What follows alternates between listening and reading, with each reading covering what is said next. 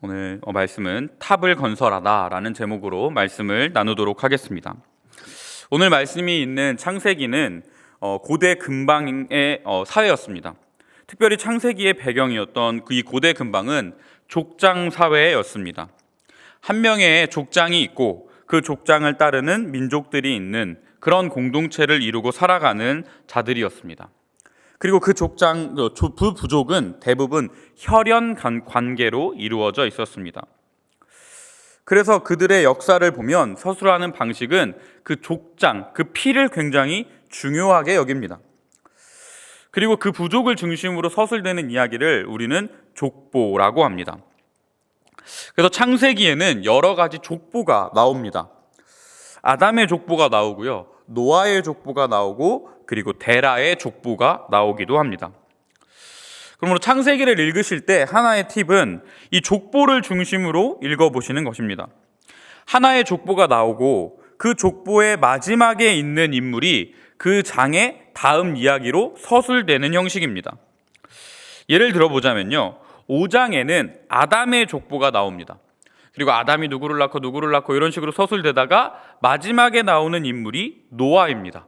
그리고 6장부터는 그리고 노아의 홍수의 이야기가 시작된다는 것입니다. 그 노아의 이야기가 마치면 10장부터는 노아로부터 시작하는 족보가 다시 나오기 시작하는데요. 그리고 나서 11장이 바벨탑 사건이 나옵니다.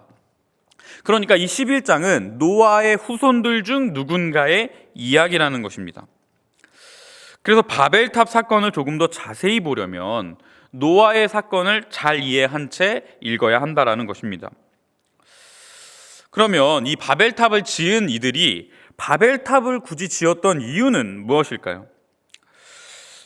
앞에 말했다시피 이 이야기에 나오는 주인공들은 어떤 이름인지 누구인지는 자세히 알 수 없으나 노아의 후손들 중에 있을 것입니다. 노아의 후손들이 일부가 동방을 향하여 나아갔다고 합니다. 그러던 중에 시날이라 이름하는 평지를 만나게 되었습니다. 예나 지금이나 평지는 사람 살기가 좋은 땅입니다.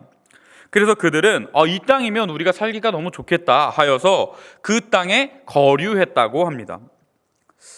그러던 중 그들이 이야기를 합니다. 우리가 벽돌을 만들고 역청을 발라서 성읍을 만들고 그리고 탑을 건설하자라고 이야기합니다.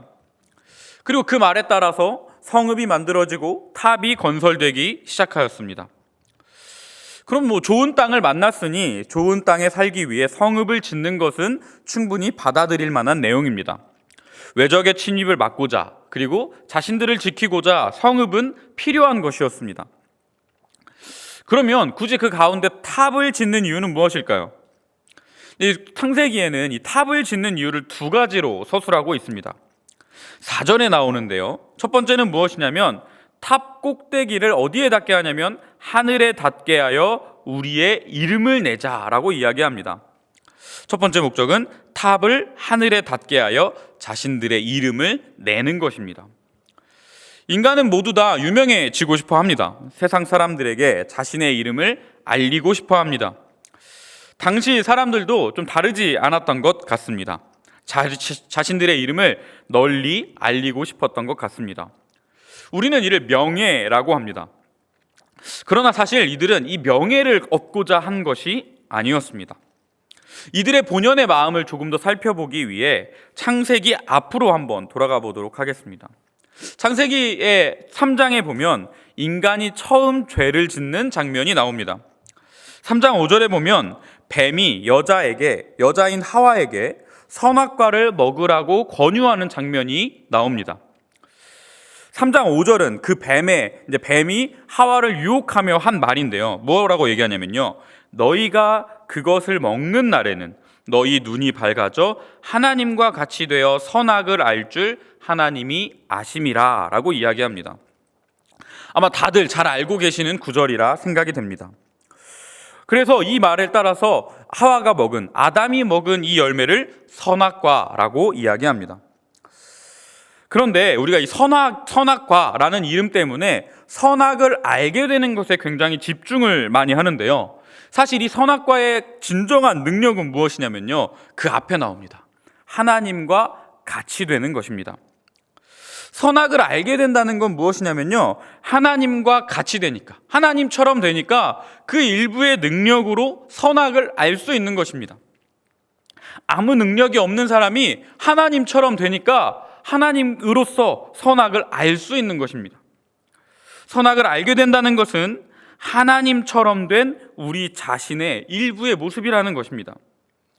그러니까 아담과 하와가 이 선악과를 먹어서, 이 열매를 먹어서 얻고자 했던 건 단순히 선악을 알게 되는 것이 아니라 하나님처럼 되고 싶었던 마음이라는 것입니다.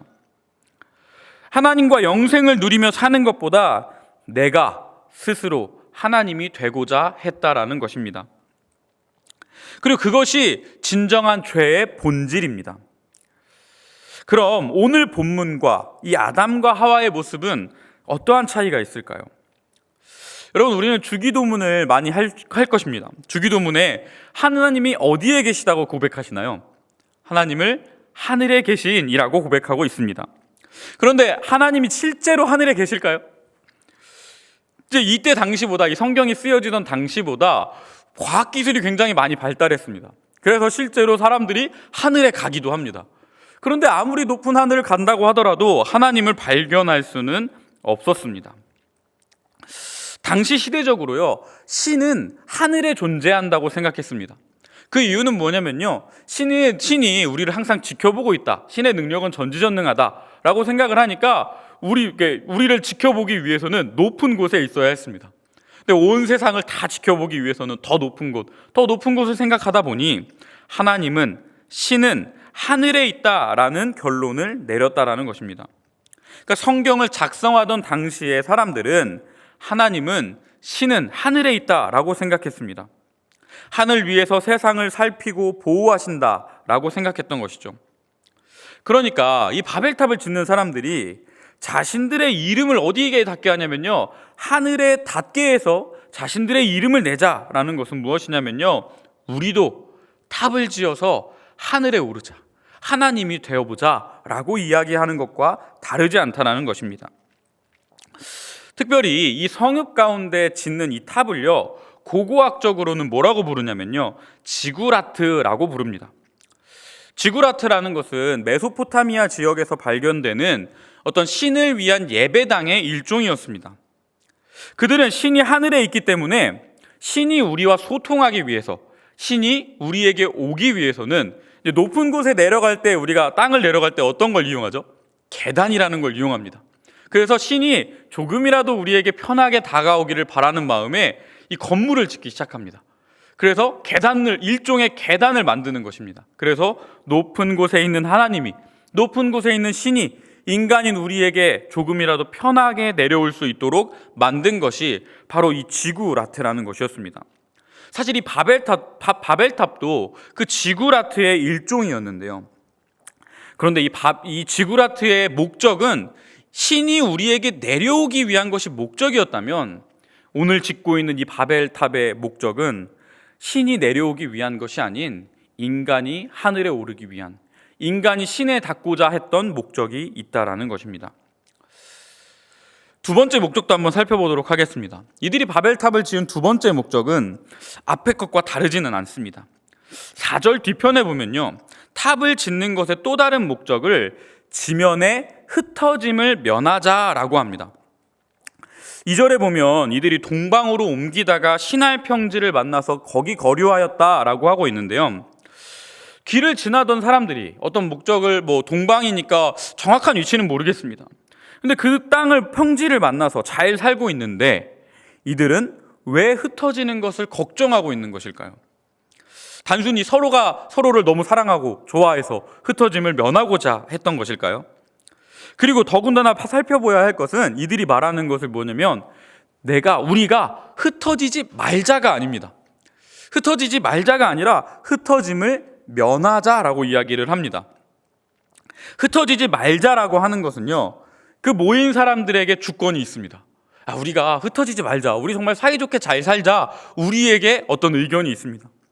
그런데 흩어짐을 면하자, 흩어짐을 피하자라는 것은요, 누군가가 우리를 흩어지게 할 수 있다라는 것을 전제하고 있습니다.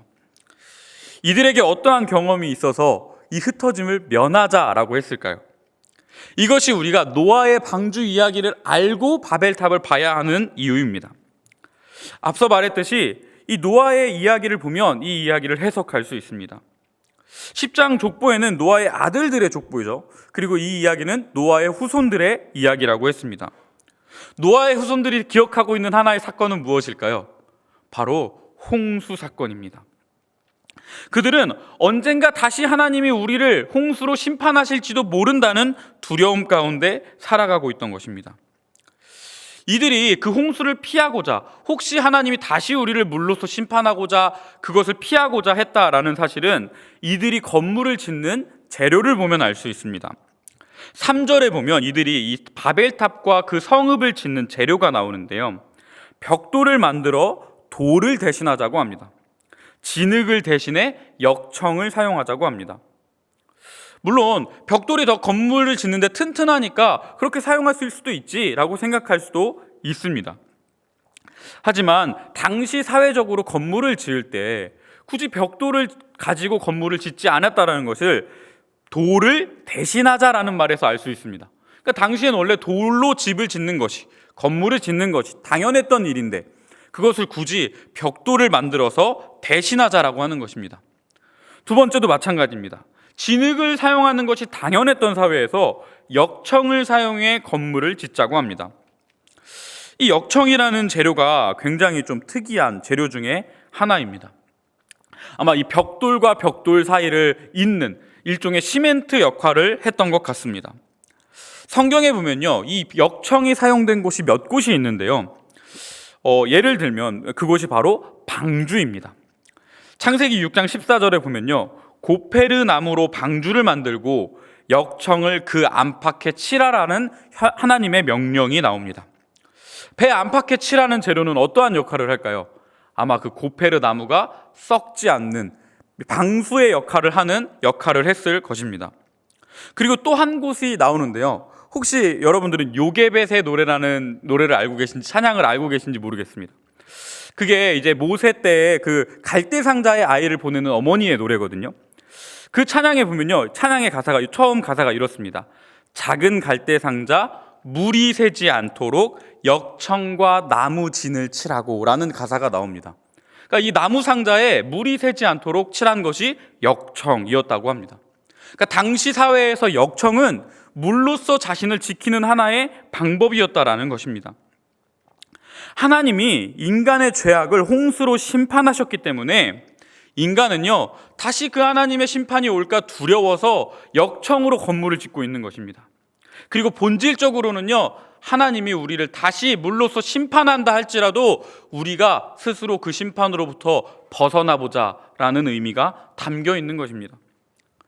그리고 더한 것은 무엇이냐면요, 하나님은 분명히 인간에게 약속하셨습니다. 내가 다시는 너희를 물로써 심판하지 않으리라 라는 그 약속에 대한 불신앙이 이들의 마음 가운데 있었다라는 것입니다. 그들은 하나님을 믿지 못했습니다. 하나님을 믿지 못한 것을 넘어서 그들은 그렇다면 그 하나님을 믿지 못하니까 내가 하나님이 되어보자 라고 한 것입니다. 인간이 탑을 쌓고자 한 이유 두 가지는 결국 스스로 인간이 하나님이 되고자 함입니다. 탑을 하늘에 닿게 한 것도, 스스로 흩어짐을 면하자라고 말한 것도, 인간은 하나님이 되어 하나님이 더 이상 내 삶에 간섭하지 않는 사회를 만들고 싶었던 것입니다. 근데 그런 인간을 보신 하나님은요, 그들의 언어를 혼잡하게 하셨다고 합니다. 하나님이 세상을 만드실 때 말씀으로 세상을 창조하셨습니다. 세상을 만드는 데 사용하셨던 것이 말씀인데요, 그 인간은 그 말씀, 그 언어를 사용해서 죄를 짓고 있습니다. 죄를 만드는데 그 언어를 사용하고 있습니다. 예수님은요, 몸이 아픈 자들을 향하여 내 몸이 나았다라며 그들의 죄를 사하는 데 사용하셨던 그 언어를 우리는 죄를 양산하는 데 사용하고 있다는 것입니다. 오늘 예배에 오신 모든 포이에마 예수교회 성도 여러분, 우리의 입에서 죄가 떠나갈 수 있기를 소망합니다. 우리의 입에, 우리의 언어에 하나님과 같이, 예수님과 같이 세상을 살리고 사람을 살리는 말들이 가득한 삶을 살아가시기를 소망합니다. 죄의 언어로부터 떠나가시기를 소망합니다. 하나님을 만난 자는요, 우리의 입술에 죄가 떠나가는 것입니다. 우리의 언어가 달라지는 것입니다. 우리가 그간 가지고 있던 죄의 언어, 죄를 말하던 언어가 이제 하나님을 말하고 생명을 말하고 세상을 살리는 말이, 세상을 살리는 언어가 우리의 입술 가운데 있어야 한다는 것입니다. 그리고 여러분, 죄의 자리를 떠나가시기 바랍니다. 신할 평지에 탑을 만들어서 그들은 그곳에서 살고자 한 것이 아닙니다. 그들은 그곳에서 하나님이 되고자 했습니다. 신할 땅은 좋은 땅이었을지 모르지만 인간이 살기에 먹을 것이 풍족하고 조금 더 좋은 땅이었을지는 모르지만, 옥토였을지는 모르지만 그곳은 죄가 만들어지는, 죄의 탑이 쌓이는 자리였습니다. 여러분, 죄 가운데 단호하시길 소망합니다. 죄가 만들어지는 자리, 죄가 이루어지는 자리를 벗어나실 수 있기를 소망합니다. 하나님을 만난 자는 우리의 입술에 죄의 언어가 아니라 하나님의 언어를 말하는 것처럼 우리의 발길이 있는 곳, 우리가 살아가는 땅은 죄가 이루어지는 곳, 죄의 탑이 쌓이는 곳이 아니라 하나님의 말씀이, 하나님의 생명이 쌓이는 자리여야 한다라는 것입니다. 아담과 하와가 죄를 지을 때 먼저 보였던 것은 무엇일까요? 선악을 알게 하는 나무가 보암직했다고 합니다. 보암직한 그 열매로 인해 우리는 죽음을 바라보는 삶을 살아가게 되었습니다. 우리의 눈을 돌리고 우리의 마음을 돌리고 우리의 입술을 돌려 하나님을 말하고 하나님을 바라보며 하나님의 탑을 쌓는 저와 여러분이 되기를 소망합니다. 마지막으로, 하나님은 자신을 신뢰하지 못한 오늘의 그 노아의 후손들에게 어떠한 심판도 내리지 않으십니다. 그들을 흩으실 뿐입니다. 그들의 언어를 바꾸실 뿐입니다. 하나님은 약속대로 그들을 심판하지 않으셨습니다. 하나님이 마음 먹는다면 그들을 다시 물로써 심판하는 것은 어렵지 않은 일일 수 있었습니다. 그런데 하나님은 자신이 했던 그 약속을 기억하십니다. 그들을 그냥 그 땅, 그 죄의 자리, 죄의 언어로부터 흩어 놓으실 뿐이었습니다. 저는 여러분, 이것이 그들이 받은 은혜라고 생각합니다. 그들이 얻은 기회라고 생각합니다. 그들은 기회를 얻었습니다. 다시 한번 자신들이 흩어진 땅에서, 자신들이 흩어진 그 언어 속에서 하나님을 예배할 기회를 얻었다고 생각합니다. 여러분, 기독교인은요, 신앙인들은요, 넘어질 수 있습니다. 그런데 넘어져서 있는 사람은요, 신앙인이 아닙니다. 다시 한번 기회를 얻어 일어나는 사람이 신앙인입니다. 다시 한번 얻은 그 기회를, 다시 한번 받은 그 은혜를 기억하면서 하나님을 예배하는 사람이 신앙인입니다. 베드로의 모습이 그랬습니다. 그는 그들의 그 예수님과 함께하는 그 삶 가운데, 물론 때때로 예수님의 수제자인 것처럼 모습이 보이기도 했지만 너무 부족한 모습을 많이 보입니다. 그런데 베드로가 지금까지 예수님의 수제자로 인정받을 수 있었던 이유는 다시 돌아와서 하나님을 예배했기 때문입니다. 사랑하는 포이에마 예수교회 성도 여러분, 다시 돌아오십시오. 다시 교회로 오십시오. 다시 하나님 앞으로 오십시오. 여러분들의 입술에 죄의 언어가 떠나가고 여러분들의 자리가 죄로부터 떠나가고 하나님을 함께하며 하나님을 향한 탑을 쌓아갈 수 있는 그런 우리들의 삶의 모습이 되기를 간절히 소망합니다. 우리 이 시간 함께 찬양했으면 좋겠습니다. 오늘 함께 찬양하실 때 주님은 산 같아서 라는 찬양을 하고 싶은데요, 언제나 우리를 지키시고 언제나 우리와 함께 하시는 그 주님 앞에 오늘 우리 믿음의 순종의 예배를 드리기를 소망합니다. 이 시간 함께 찬양하겠습니다.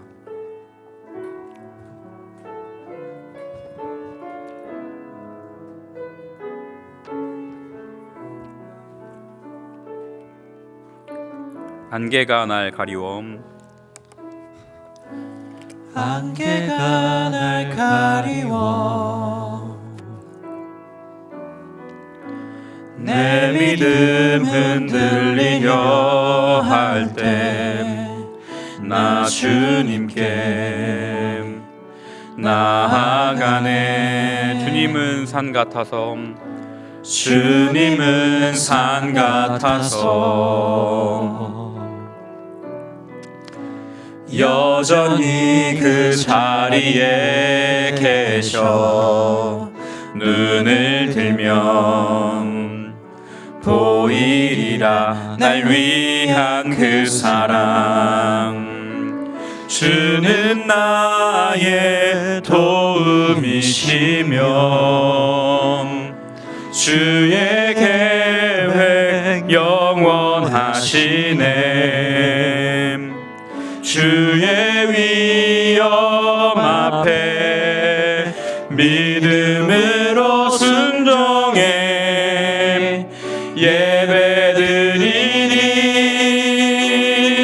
주님께서 날 이끄시며 주가 항상 함께 하시네. 주의 사랑 안에 믿음으로 순종해 예배드리니 영원히. 우리 한 번 더 찬양하겠습니다. 안개가 날 가리움. 안개가 날 가리워 내 믿음 흔들리려 할 때 나 주님께 나아가네. 주님은 산 같아서 여전히 그 자리에 계셔 눈을 들면 보이리라 날 위한 그 사랑. 주는 나의 도움이시며 주의 계획 영원하시네. 주의 위엄 앞에 믿음으로 순종해 예배드리니 주님께서 날 이끄시며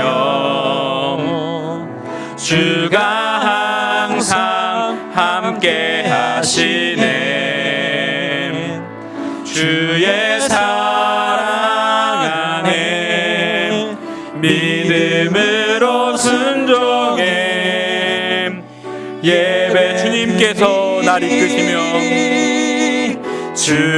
주님께서 날 이끄시며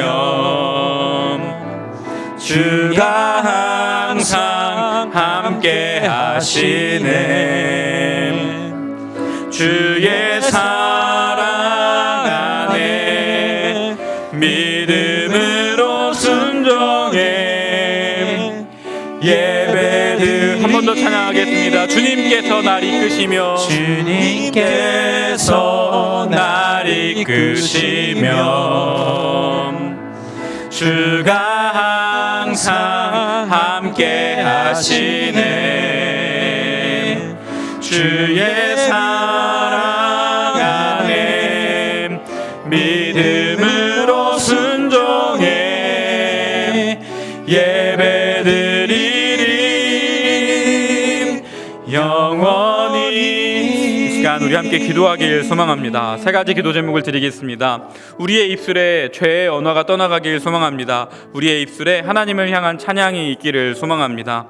두 번째 제목은 우리의 자리가 죄의 자리에서 떠나가기를 소망합니다. 우리의 자리가 교회요, 하나님을 찬양하고 하나님을 예배하는 자리에 있기를 소망합니다.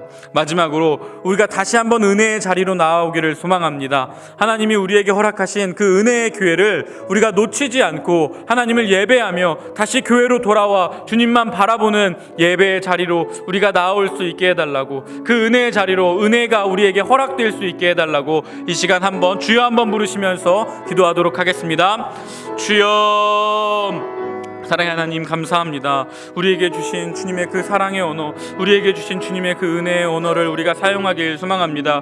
우리의 입술이 주님을 향한 예배의 언어로 바뀌길 소망합니다. 우리의 입술에 죄가 떠나가고 우리의 입술에 죄의 언어가 사라지길 소망합니다. 오직 주님을 향한 찬양과 주님을 향한 기도와 주님을 향한 예배의 언어가 우리의 입술 가운데 있기를 소망합니다.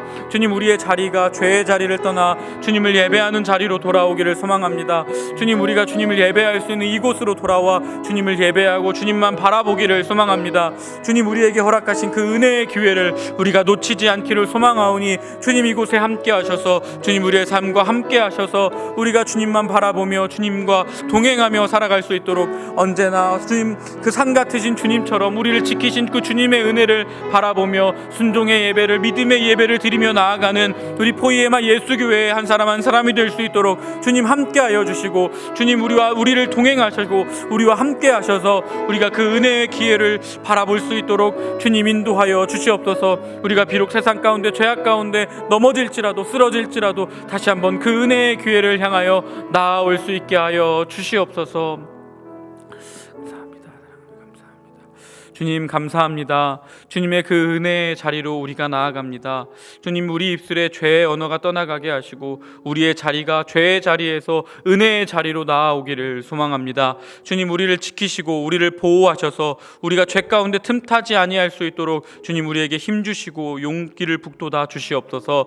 우리가 스스로 하나님 되고자 하는 우리들의 마음을 내려놓고 하나님을 하나님의 자리로 올려놓기를 소망하오니 주님 함께하여 주시옵소서. 주님, 우리에게 주신 그 은혜의 기회를 우리가 바라봅니다. 주님, 우리가 그 은혜의 기회를 놓치지 아니하고 그 은혜의 기회를 잡아 다시 한번 하나님을 예배하며 하나님을 찬양하며 주님께 나아올 수 있도록 주님께서 함께하여 주시옵소서. 주님께 감사드리며 예수님의 이름으로 기도하였습니다. 아멘.